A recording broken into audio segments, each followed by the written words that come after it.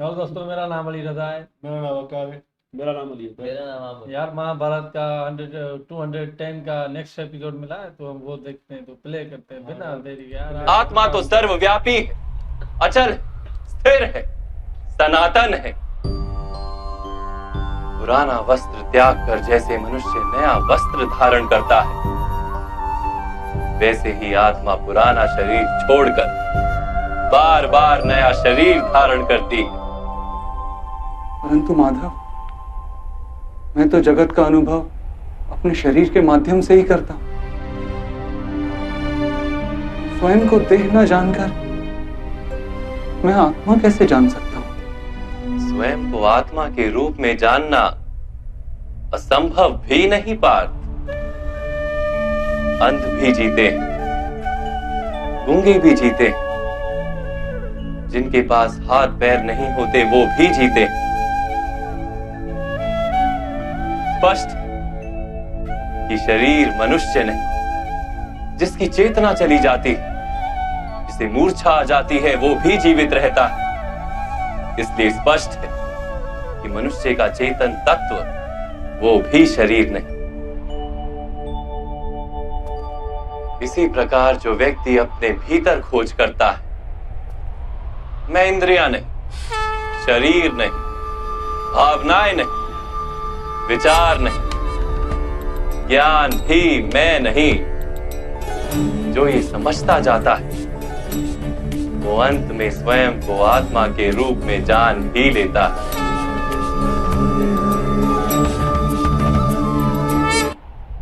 यह आत्मा का क्या कार्य है माधव?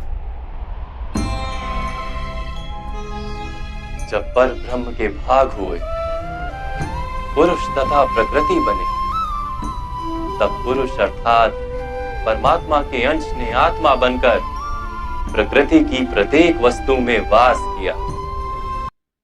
उस आत्मा को मोह तथा अंधकार ने घेर लिया पार। उस मोह निद्रा से जागृत होकर स्वयं को परमात्मा का अंश जानना ही आत्मा का कर्तव्य, उद्देश्य और जीवन कार्य। परंतु माधव, यदि हर आत्मा परमात्मा का अंश है, तो क्या उन्नति और अवगति स्वयं परमात्मा कर रहे? जिस प्रकार कीचड़ में पड़ा रत्न चमकता नहीं, वैसे ही प्रकृति के 24 पदार्थों से घिरी आत्मा को विस्मरण हो जाता है कि वो परमात्मा का अंश है। अधिकतर आत्माएं अपनी देह को ही सब कुछ मानती हैं, स्वयं देह से भिन्न ये जान ही नहीं पाती। शरीर को जो सुख, दुख, स्वाद, गंध आदि का अनुभव होता है, उसे अपना अनुभव मान लेती और बदलाव का प्रयास ही नहीं करती।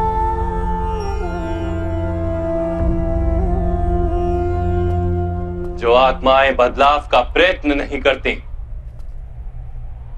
निरंतर अधर्म करती रहती, उन्हें जागृत करने के लिए दंड देना अनिवार्य है।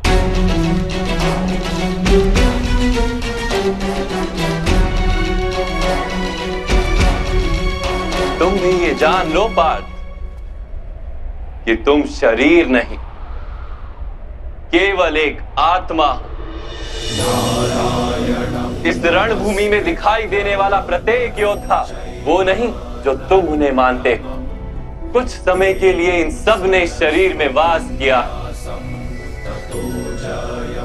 इनके शरीर मरेंगे, किंतु ये सब अमर, वो पुनः नया शरीर धारण करेंगे। जब तक स्वयं को शुद्धात्मा के रूप में जान नहीं लेंगे, जब तक अधर्म का त्याग करके धर्म में दृढ़ नहीं होंगे, तब तक ये जन्म लेते और मरते रहेंगे। यही ब्रह्म विद्या का प्रथम पाठ है पार्थ। जो जन्मा है वो अवश्य मरेगा, और जो मरता है वो अवश्य फिर से जन्म लेगा।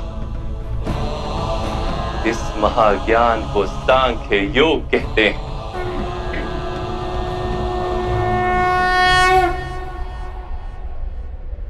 और अधर्म क्या है माधव? जिस मार्ग पर चलकर मनुष्य स्वयं को आत्मा के रूप में देखता है, परमात्मा के अंश के रूप में स्वयं को जानता है, उस मार्ग को धर्म कहते हैं।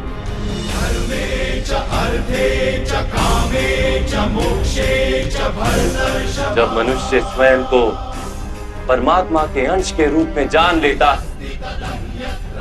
तब उसे ये अनुभूति होती है कि ये सृष्टि ही परमात्मा है और ये परमात्मा ही सृष्टि है। सृष्टि और परमात्मा में कोई भेद नहीं।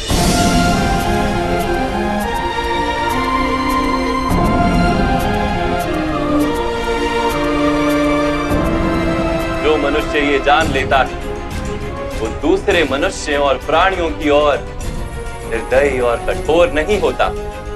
वो ये जानता है कि जीव कटने से पीड़ा केवल जीव को नहीं होती, उसकी अनुभूति समग्र शरीर को होती है। वैसे एक मनुष्य को पीड़ा होती है तो समग्र संसार उस पीड़ा का अनुभव करता है।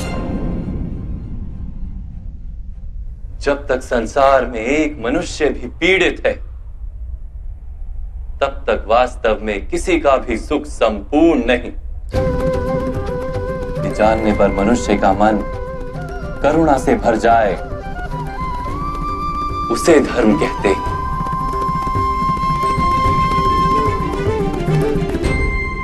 जब किसी पर तमस गुण छाया होता है, तो वो दूसरों के प्रति कठोर, निर्दयी और स्वार्थी हो जाता है। अपने माने हुए सुख के लिए दूसरों को दुख देता है।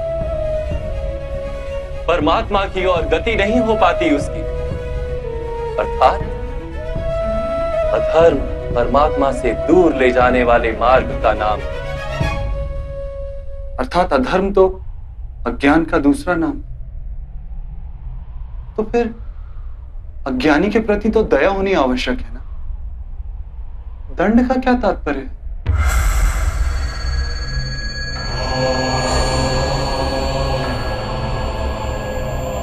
अज्ञानी जब ज्ञान का मूल्य जानने को सजना, ज्ञान पर दृष्टि डालने को भी सजना, तब दंड ही दया है।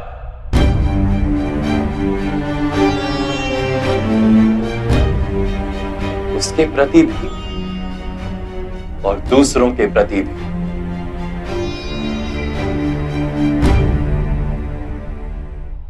सृष्टि की गति सदा ही परमात्मा की ओर हो, यह अनिवार्य है। किंतु कभी कभी ऐसी स्थिति उत्पन्न हो जाती कि अज्ञान, मोह और अधर्म बढ़ जाता है। संसार से धर्म लुप्त हो जाने का भय उत्पन्न हो जाता है। संसार से जब धर्म लुप्त हो जाता है, करुणा भी नष्ट हो जाती है और सत्य भी नष्ट हो जाता है। आने वाली पीढ़ियों को धर्म प्राप्त हो सके, इसके लिए आज अधर्मियों का नाश करके धर्म की पुनः स्थापना करना अनिवार्य है। कथा संग्राम की, विश्व के कल्याण की।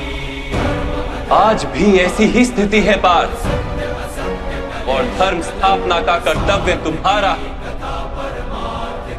इसलिए निर्बलता का त्याग करो और इस युद्ध के लिए सज हो जाओ, और इस युद्ध के लिए सज हो जाओ, युद्ध के लिए सज हो जाओ।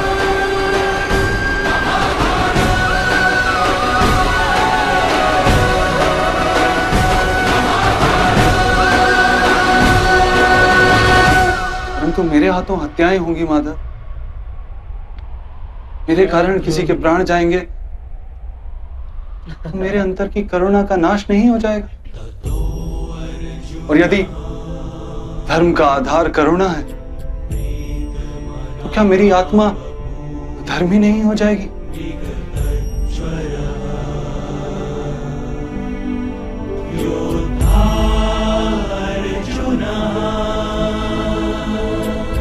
कर्म का बंधन अवश्य निर्मित होता है, किंतु कार्य का बंधन निर्मित नहीं होता पार्थ। तुम्हें कर्म और कार्य के बीच क्या भेद है, ये जानना आवश्यक। सभी कर्म कार्य, किंतु सभी कार्य कर्म नहीं।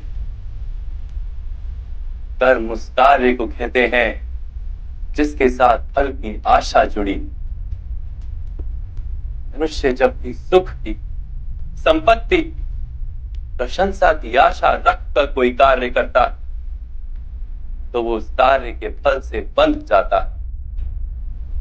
जब किसी कर्म को फल की आशा से किया जाए तो उसे सकाम कर्म योग कहते हैं, और जब किसी कर्म को बिना किसी फल की आशा से किया जाए तो उसे निष्काम कर्म योग कहते हैं। किसी कारण से उसे बार बार जन्म लेना पड़ता है। वास्तव में मनुष्य को कोई कर्म नहीं बांधता, कर्म से जुड़ी आशाएं उसे बांधती।